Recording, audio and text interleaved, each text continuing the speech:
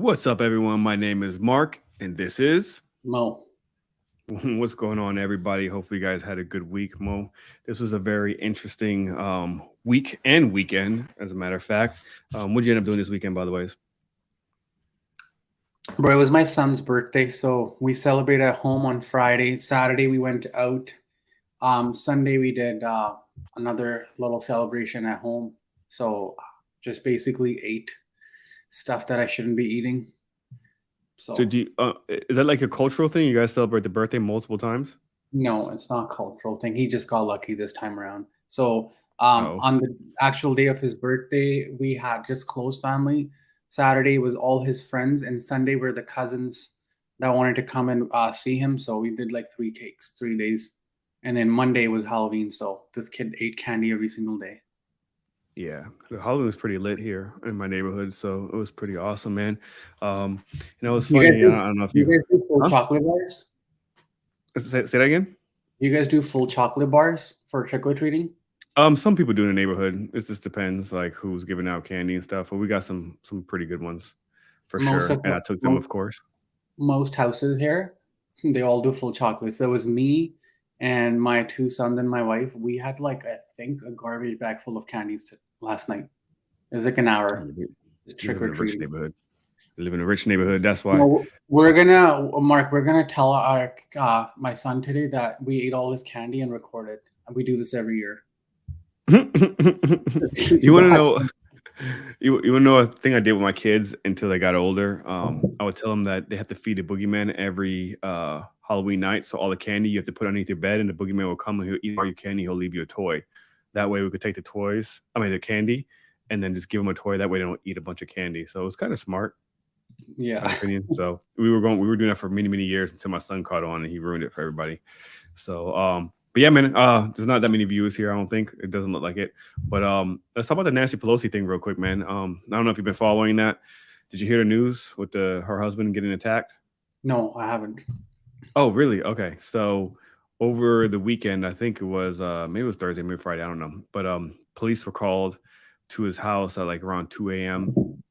And apparently some guy broke in, some crazy guy, and trying to hit him in the head with a hammer, and actually hit him in the head with a hammer. That was the whole thing. So he ended up going to the hospital and everything, and they caught the guy, which was also in the house. And then immediately the media end up using that as a stepping stool to once again push their agenda. And they said the guy was a right wing January 6th supporter and blah blah blah, like the same, because elections are coming up here soon, so Yeah. they went with that whole route. And the minute they said that, man, I was like, something's kind of fishy. And then they obviously Elon ended up tweeting something about this conspiracy theory stuff, that this was like Nancy Pelosi's like lover or something, like Nancy Pelosi's husband's lover, like a prostitute or something that he got in the middle of the night that went crazy. I don't know, stuff just but a lot of stuff doesn't add up. Like this, listening to the police report and a police chief who basically was saying that when the police officers arrived, the guy had a hammer and Nancy Pelosi's husband had a hammer, and they were hitting each other. But the weird thing is, like, how did a guy get in the house? I know they have security that usually follows Nancy Pelosi. She wasn't there. She was in DC. But you don't have like cameras and alarm system and stuff in your house, especially since they've had multiple different like attempted break-ins and vandalisms on their property. So it's just something's off. I don't know what it is, but I don't believe that whole conspiracy theory stuff that's happening right now. It seems like everyone has an agenda, the right and the left. Obviously, the right is kind of trying to say that there's more to the story, and that this was probably the prostitute guy. Like I'm saying, they kind of picked up the whole Elon Musk story, which I think he was just trolling. So I tweeted something though that Tinfoil had on Twitter, and I was like, I feel like there's a little bit more to the story, especially since the media immediately took the story and then went with it in a political direction once again. So that always bothers me, because it's funny. Apparently, the neighbor got interviewed, and she was saying the guy who broke into their house was a BLM supporter, an LGBTQ supporter, and yeah, it's all about like hippie love and stuff. So it was kind of strange. I think it was just a mentally ill person who broke into the house and tried to kill him. So that's just my 2 cents on it. But yeah, well, let's get to it, man. It's been 5 minutes. People are in. Let's get to the first story for the day. All right, the Chief Justice temporarily stops the release of Trump's tax returns. Now, this is an article by Bloomberg. They were covering, and they've been trying to get Trump's taxes for quite some time now, and it was blocked temporarily. So his taxes once again won't get released publicly. I don't know if you know this, Mo, but like in America, when a president usually runs, they're pretty open about their taxes. They'll release their tax documents so people have an idea like where your money's going. And Trump didn't do that. He refused to do it basically. And I don't think it's anything illegal. I think what people will see is that he's cash poor. He has like a lot of investments most likely, and he took probably massive tax breaks and tax advantages, and took advantage of loopholes is what I'm thinking. He doesn't want people to see it. So that's my take on that. What about you? What do you think? Why do you think he doesn't want to show people his taxes? I think it can't be anything positive. So if he was making too much money, he would be boasting about it. So it could be the cash poor. I know like a lot of Trump businesses, including Trump hotels, they don't do as well, especially in this environment. He like just side topic. Just yesterday, I was watching a video of him getting interviewed by a media person, and if you saw his interview, you would think that if he was like going against Biden in this election, or like whenever the elections come, he would win. He was very well groomed. Everything he was saying was so good. There was a part where he's like, I would almost take a loss if that means Biden becomes a better president, because everything I do it for the country. And it was like everything, bro, everything he talked about, it was like, I'm like, is this Trump? He's been groomed very good now. Before he would just slip a lot of random stuff. Not this time. It was so good. They asked him if he's gonna run again. He said it's just illegal for him to tell you. But if he's saying that, I'm pretty sure he's gonna run. Because if he didn't, he'd just say it. I can't hear you. Oh, saying yeah, that's interesting. I did not see that that interview, but Trump actually sticking to the script and reading a teleprompter and being groomed, that's impressive. Yeah, I just doesn't sound like Trump to me, but who knows? Maybe maybe after all this mess now, he's like, hey, maybe if I tone down my rhetoric, things may get better. So we'll see. But the midterms are coming up here, like what, next week, I believe. So it's gonna be very interesting. I definitely think that there's probably gonna be a red wave. I think that the House, the Senate, is probably going to turn red. Is my personal opinion. We'll see. There's this good website. It's called. People should check it out. It's unbiased. It's not left or it's not right. It's called The Real Clear Politics, and they basically accumulate all the information from both left and right, and they just put the articles together. They don't have any like biases or anything, but if you look at the overall polls that's been coming out, it's actually showing that it's most likely that they're going to lean red. So we'll see. But yeah, that was just one of the takes I wanted to kind of touch on that, because I saw that he's still refusing to show his taxes, and it's probably just because it's gonna show that he's been taking advantage of the tax system. So that's what I'm seeing. Next hot take.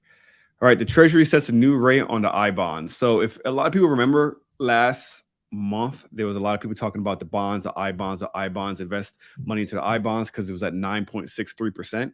Last month, you had until October 31st to invest $10,000 with a guaranteed 9.63%, right? So it kind of sucks because you only could do $10,000, but that's still better than like a savings account. So if you have like $10,000 laying around, it was kind of smart to get into the I bonds and just have it sitting there for at least a year, to kind of take advantage of those returns. But now it actually dropped down to 6%. I'm shocked because I thought it was going to go up even further, and it didn't. It actually just dropped down to they say it's 6.5%. Okay, I found this on the web. They say it's a 6. I don't know why Siri just went off. But yeah. And the next one is Dogecoin. Man, do you want to touch on that? Well, you have some stuff to say about Elon? Well, let's talk about Elon. So the deal went through, and this is what me and you talked. I think this is our first, second, or third episode. And this is the changes I was talking about Elon now making. He's trying to commercialize Twitter, making it like a profit engine. So he's starting with $8 a month for the blue tick mark. I don't know if you saw, he posted a whole thread about what he's going to do. I think it's very smart. Well, the way I look at it, just look at the Netflix subscription model. When Netflix started, it started, I think, $9 a month. Mm-hmm. And then they slowly, it's the same thing. I think a lot of people will sign up for it. When I say a lot, maybe let's say there's 10 million people subscribe to Twitter, maybe 10,000, not 10,000, maybe 100,000 sign up, but that's still some revenue come every month, and they can easily increase the price. And then they're working with content creators and start doing profit sharing with them. So now they're talking Twitter like a business, but believe it or not, what he's saying about making it private, it doesn't help. Like doing all this stuff, when we're taking money from people, you like kind of force more things on people. Does that make sense? Like it's not free. Like he took it out of IPO to make it like more free and whatnot. But when you get into this whole ad stream and like working with businesses, you're promoting an agenda. Does that make sense? Yeah, no, I totally got that. I mean, the minute that he took over, I knew it was gonna be the Elon show now. Yeah, so it's not even like he took it private, so he has more control. I feel like when you monetize a lot of things, you lose control because you start focusing on KPIs, and then the KPIs is what drives it. And who has the most money? Government does. And if they start paying for a narrative, it'll actually be more effective now, even though his whole goal behind making this an open platform, it goes against it. That's kind of what I'm thinking. And about your Doge, I think it went up 100% after after like the Halloween picture he posted. Yeah, it went from 7 cents or like 6-7 cents to like 14 cents. But bro, do you see how people are? Like a picture and people start buying it, and people wonder why the times are tough and why there is a chance of recession coming. Do you think this would happen 10 years ago? No, Like, man. And I it's think crazy, we need to be bro. careful too. Do you know there's one day someone posted and they said that Costco will increase the prices of the hot dog by $1 or something, and prices for Costco started going down. This is like 2 months ago. And like this is the power of just like this is like meme content, nothing to do with what the reality is, but that's what people are getting into it because their attention span is so low that people see something appealing and that's where their attention leans to. No one fact checks anything. It's crazy right now. Yeah, plus since he's taking it private, he has less restrictions on what he can and cannot do as well, and what he can and cannot report. So a lot of that stuff can also probably stay very private. It's just funny. I mean, he came in there and he immediately fired those 3 executives, and they got a nice little pension, $200 million pension, just to get fired.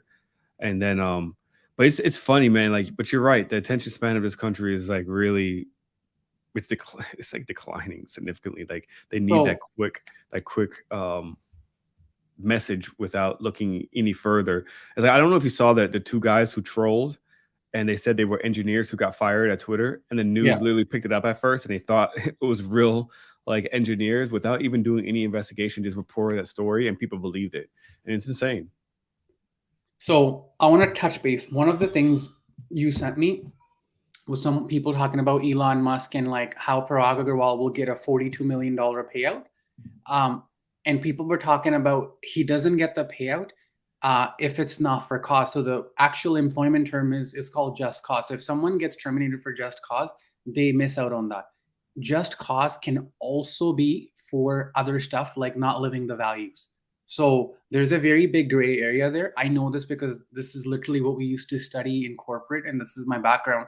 We've terminated managers and high-level leaders because they weren't living the core values, and sometimes it was not related and confined to what was happening at work. So Elon's talking about leaked messages that were going, internal messages. So I don't know. I think he might have something, bro, that he terminated him. And if it's somewhere around not living the core values of Twitter, he can totally get terminated. If you are a Twitter, let's say, frontline rep versus a CEO, there's more burden on you to live those values. So a lot of people are thinking it's just like coming late, not hitting the numbers. There's way more to that in the background, and you can actually terminate people for and label them just cause for that.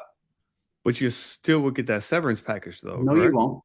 The 42 million is so based, I haven't seen the contract, but based on the article or the video that you sent me, what they stated was that the 42 million would be given to him, would be exercised in case he got terminated, unless he was terminated for a just cause, meaning he was fired. He wouldn't get it. So what I'm saying is Elon posted saying, hey, like There's more stuff to it. I don't know if you saw the tweet, and it was like messages back and forth. And if there's any news to it, like all I'm seeing is there's so much more when it comes to termination. It's not what you see. There's a lot of gray area. If they can prove that they were not living the core values, which is integrity and whatever more that they add on to, and they can prove that, that would be considered just cause. Yeah, I mean Dave Ramsey. I don't know if you know this, but he has that those clauses in his contract for anybody who works for his company. You know, the Ramsey, what is it called? The Ramsey,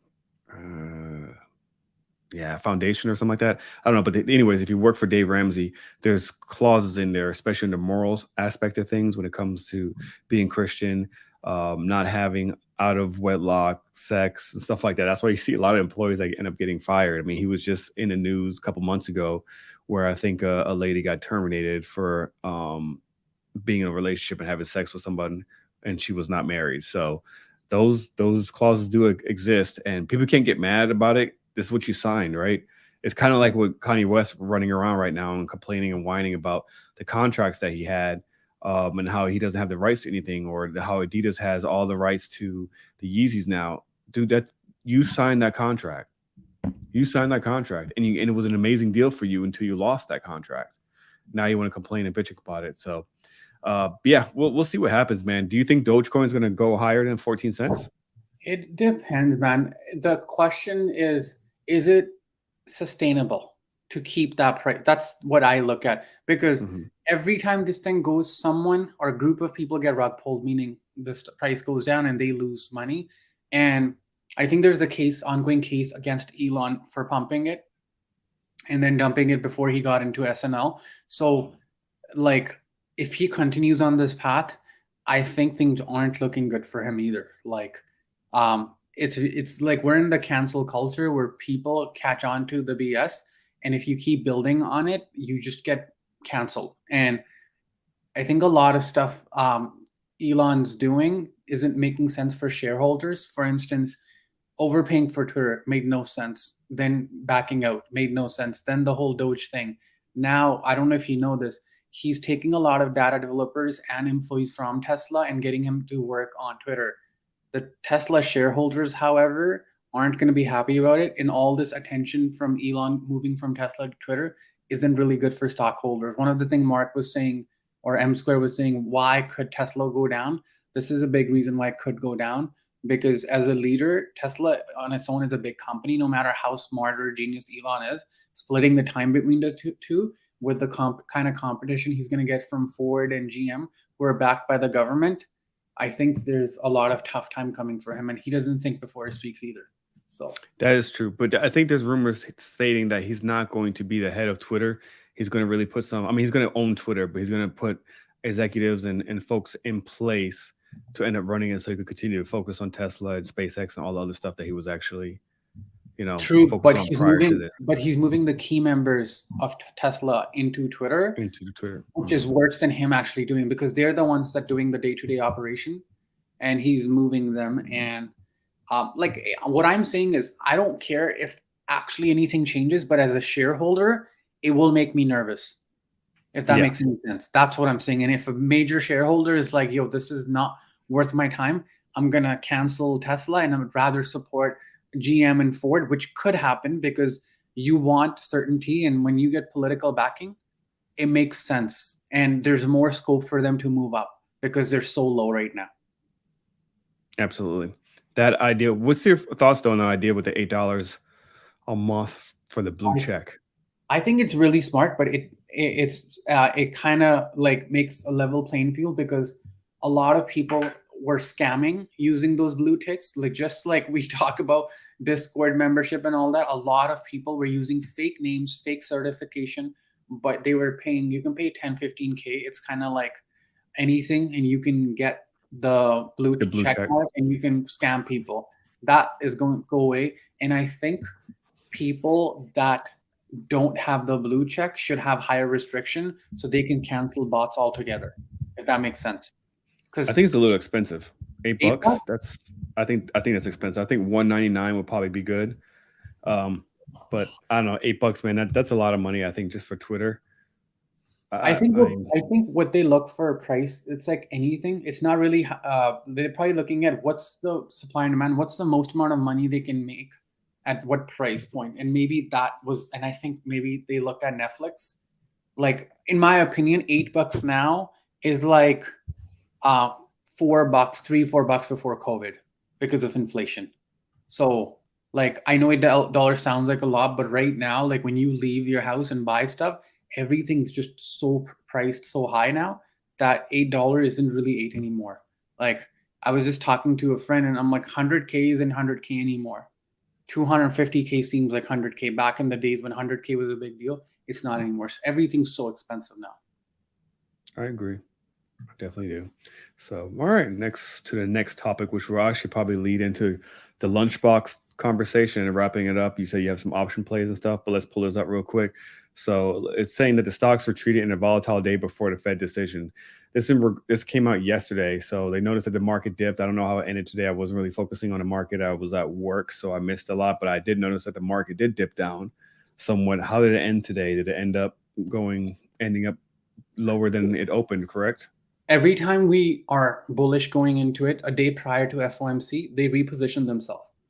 So if we're going down, we'll go up. If we're going up, we'll go down because they want to make sure that they take some profit. So it was nothing crazy. It was a balanced day. A lot of people might have thought, oh, we're bear. No, we're not bear market. We went from 3,900 and stopped at 3,850. That's the range we've been playing for a long time now. So I think come FOMC tomorrow, people will be watching rates, but I think what we need to watch is if we pivot or not. So you might get a short-term pump or a drop, but if there's no mention of pivot, long run, we're looking downward trend, which me and you have talked about for like months now. And so if we do rally, I think this rally will be given on like everything's going to give back or fade on Thursday and Friday. So you need to watch what they're saying. So you know what, Mark, does it make sense? A lot of people are thinking pivots happen when people are saying, okay, when Fed's saying, oh, we're not doing 0.75, we'll do 0.50. Pivot happens when you say, okay, we're not doing interest increases. We're going to stop QT. We will start reducing it or start doing QE. Just because they're lowering down the increase, they're just, what is the word called? They are just tweaking it to see what the reaction comes out of it. Do you think Powell will go and start doing QE at 3,900? We're not that far off from like a couple of months. So nothing's really changed. And CPI is going to come hot. Like as it is, I think if we keep going like that, we'll be at 10% in no time. And mid-elections are here. So their promise is to bring the inflation down. People are thinking they won't let the market tank around mid-election, but more importantly, they don't want a high CPI. So what's more important, market or CPI? CPI. And for that reason, I think just looking at him and see if Powell actually pivots, which he won't. So if we do get a rally, there's a dump coming somewhere there. I will get into the lunchbox when you let me know, but we'll cover upside, downside, both plays today. Yeah, let's do it right now. So we're almost out of time, so we might as well go ahead and pull it up. All right. Thank you, everybody, for tuning in. Small crowd today, but thank you. Appreciate everybody who came in. Make sure you guys share. So for the downside trade, we covered that last Sunday. I'm looking at Amazon. So Mark, they've been selling Amazon all day today. And what it's sounding like, huh? Did you hear why? Why it ended up selling off? Yeah. So if you look at macro-wise, 3 stocks that have been selling the most are Google, Meta, and Amazon. And all of 3 have been I'm trying to use a proper word, but they've been known to burn funds. Meta lost a lot of money on Metaverse. Amazon, AWS didn't do that well, and Google ad revenue took a hit. So these 2 have been losing. So look at this. But hold on 1 second, Mo. But yeah, so that big red candle, that was like the earnings, right? But then it kind of came up quite a bit. But today there's an investigation going on with Amazon. I should have probably brought that up earlier today. They're getting investigated for the echoes basically listening to you while you didn't approve it, without saying like, hey, echo, and essentially listening to you and then creating ads to sell you certain things, which I just assume people were aware of. It's just like when you go on Google and you search for something, and all of a sudden you see the ads popping up all the time. So it looks like this was their first. It's not looking good for them. Basically, that's what ended up happening. And I think that's why it dropped 5% today in such a harsh manner. But I mean, we're in a need to sell off anyways. But that 5% drop was literally once that news came in.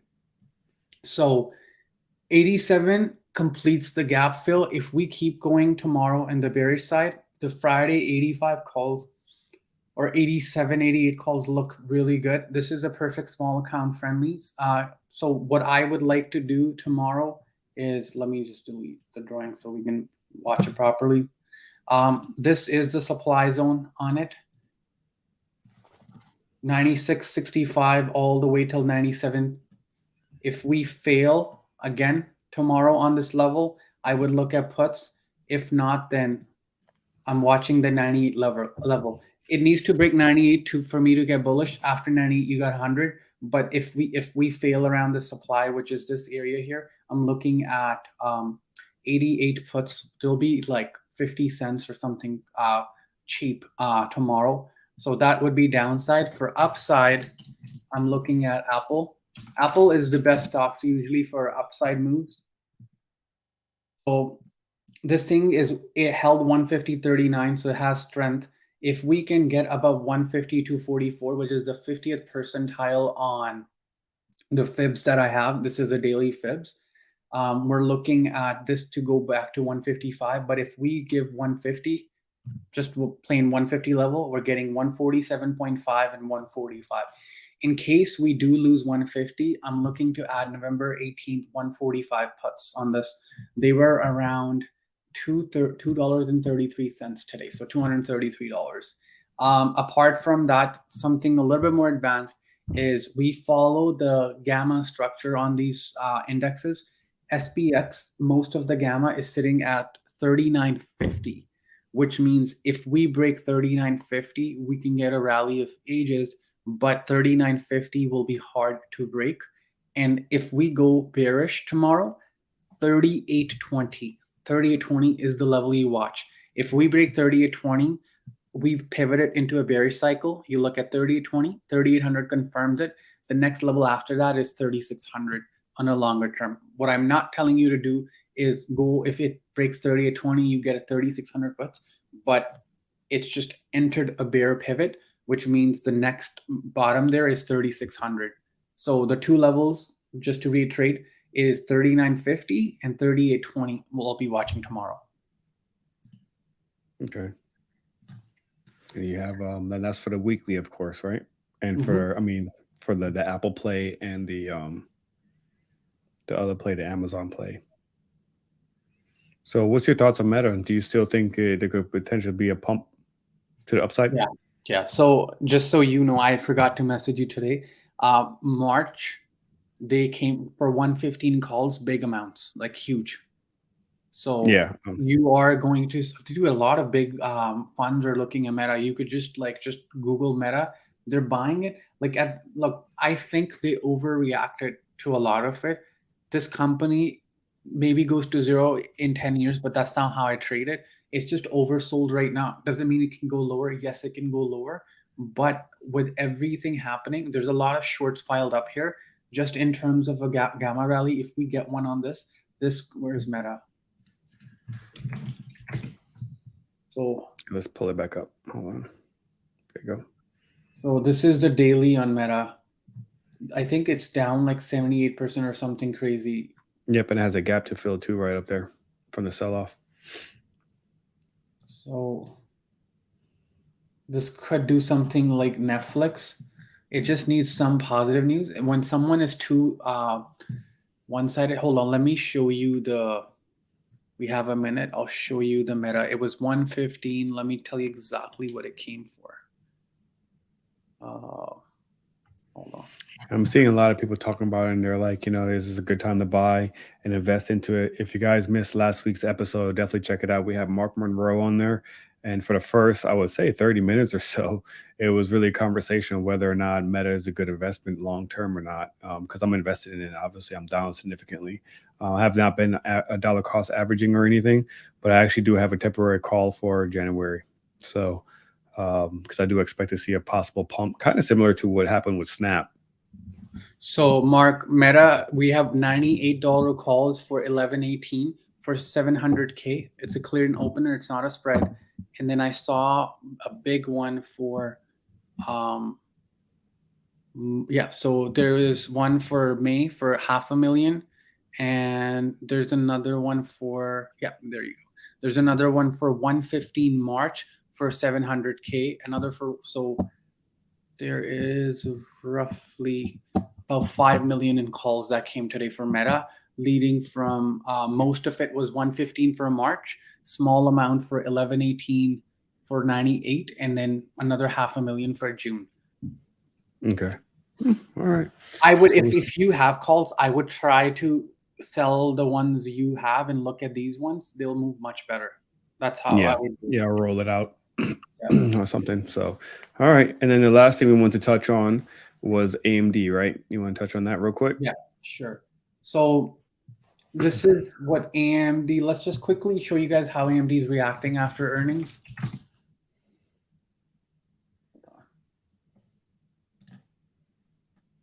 So this is, okay, so AMD is closed at 59.52. It went, the earnings weren't that great, but it actually touched 64, failed, and now it's sitting at 62.21. This is how they did. Their operating expenses were 2.4 billion. So they had an operating loss of 0.1 billion. They spent 1.3 billion in research and development, sales and admin. I'm guessing the red means negative. This is the first time using it. 0.6 billion. Amortization was another 0.6. But let me find the other article I was looking for. I think they also guided low as well. Correct? Right there. Okay, I don't know. The guidance happened around like 5 o'clock or so when in the earnings call, so I missed it. So I'm not sure. It's right here. Oh, there it is. Okay. So revenue year over year, they're up 29%. They're up. This is pretty big. Loss margin of operating loss margin is negative 1%. Their cash flow margin 17%. EPS, they missed it by 0.3. So I'm guessing the estimation was 0.70. And they missed on the revenue. Yeah. So their guidance. So that's, again, like, I think next quarter might be even worse for these guys. And if there's anything that happened with Taiwan, it might get even worse. But yeah, like AMD did bad. But on the other hand, if you don't mind, can we quickly talk about AB&B real quick? Sure. So, okay, AB&B, the net profit, like, this is insane. I was looking at it right now. Not 45.6% year over year growth. That's amazing. And their revenue increased by 28.9%. They guided low. I think if they provided no guidance, they might have actually gone up. And it's because the reason why I think they should have given no guidance is because you don't know what's going to happen with travel. What's happened now is we were locked for like 2 years. And when it opened up, everyone was traveling, including myself and you, Mark. We all wanted to travel. And so that's why they've been doing really, really well. I think AB&B would be a good short. It might sound contradictory because they had such good numbers. But what I'm trying to say is the reason why they have such good numbers is because there was such a big influx of demand that came in. There's no way you guys expect the demand to stay the same if we get into recession. So especially, go ahead. No, so it's funny because I was watching. Wait, hold on, dude. Airbnb's down again. It's down 7%. Yeah, bro. Okay, it's weird because it closed today at 109, and I remember I was at work and the earnings came in and it dropped to 7%. But as I was driving home, it actually went positive again. Yeah. So I missed. It went to 108, then started tanking again. It's at 100 right now. So I think people will probably make around 50% on their puts. There was a big put that came for 100 today.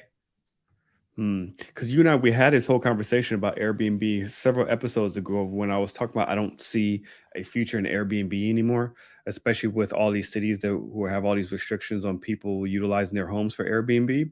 Now, obviously, I mean, their earnings, something went right. I didn't look into it. I'm not really interested in Airbnb. However, I will say that I don't think this is going to hold, especially with that 7% down. That's just weird that it was 7% down, then it went up positive, and then it went back down 7%. I got to look into it a little bit deeper.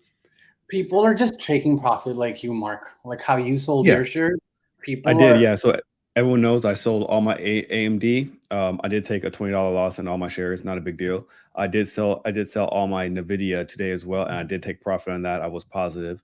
I did not like what I saw in the AMD earnings as much as I guess other people. So we'll see. I think it's definitely going to sell off, and I'll buy back in when it's a lot lower, in the low 50s again. But with Airbnb, the biggest issue I noticed, so me and my wife, we traveled recently. Dude, they're expensive. They're becoming more expensive. Back in the day, it used to be where you go to Airbnb because they were cheaper. Now they're more expensive than the hotels. Mark, the place Or that we equal. booked, the place we booked in Florida, it's up 50% more than what we paid. Yeah. So I don't know, man. I don't know about Airbnb anymore, man. I don't know, as a long-term investment. I don't know, especially at that price at 100. I don't So I think like, and this is a conversation we had last week. I don't think Tesla is a bad company. I don't think AMD is a bad company. But the way the market's structured right now, companies that aren't making money won't do good, right? That's one. What's with Airbnb is that they did really well because there was an influx of demand that came because of COVID. Eventually, people have to go back to work. Work from home culture is ending slowly. That's one. Second is expensive. Everything's expensive. You mentioned the prices are going up. And to be honest with you, you can find cheaper hotels. And with my experience at an Airbnb, I've booked several. I think hotels make way more sense if you're booking under 10 days. Over 10, like you could book, and you probably know this, you could book hotels with kitchenette. So if you want to cook, you could still cook. And like you could book a suite, and you don't have to pay for the cleaning fees. Then you can use your points. Like Amex have so many collaboration with different hotels, like, and then their Marriott card. So they will get a tough competition. It won't be like how it was before, where hotels were like kind of lame and Airbnb were cool, but now hotels are like offering reward and upgrades and all that too. Yep. So they definitely got some challenges. So, but yeah, man, that's I think that's all we got today. Everyone, shout out to Zay. Thanks for stopping by, Zay. If you guys haven't checked out Zay's channel, definitely check it out. It's Zay the Wealth Strategist. He does the Sativa Saturdays now, where he smokes weed and goes over charts. So it's dope. It's dope. You guys should definitely tune in because he talks about Mark, the fire movement and stuff. One last thing. So I want to make sure we thank everyone. Our last episode got 930 views, which means we need another 600 viewers to subscribe. Yes, thank you. And we're going to keep producing quality content, but we need people to subscribe and share the message. Yeah, and we're going to try to do a lot better with the promoting and stuff moving forward, as well as like the thumbnails and everything else. I don't think we did a good job promoting today's episode, but we're going to also probably pivot in some new direction, try to grow our channel as well. So everyone definitely stay tuned and just share. We really appreciate everyone who's been supporting us. And thank you so much. We really mean it. Like, thank you from the bottom of our hearts. We definitely appreciate it. And hopefully you guys find value in our weekly episodes. By the way, we're going to start doing this live. So I'll probably, because before we know we were doing live here and there, and then we would not do live. But basically, expect every Tuesday at 6 p.m. we're going to go live here on Money Market Truths. So until next time, do you have anything else, Mo? Nope, we're good. No. All right. Until next time, until next Tuesday at 6 p.m., y'all. Tune in. Peace out.